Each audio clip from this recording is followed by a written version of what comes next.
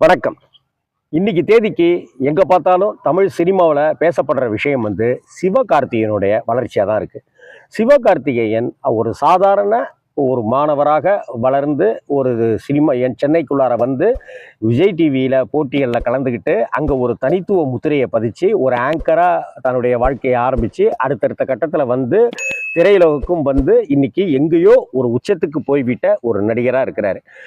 எம்ஜிஆர் மாதிரி, ரஜினிகாந்த் மாதிரி, விஜய் மாதிரி எல்லோருக்கும் பிடித்த ஒரு நடிகராக, ஒரு சூப்பர் பவர் ஹீரோவாக அவர் இருக்கிறாரு. இந்த கட்டத்தில் இன்னைக்கு அமரன் திரைப்படம்லாம் இன்னைக்கு அவருடைய கிராஃப் இன்னமும் பல படிகள் உயர்ந்து இருக்கு.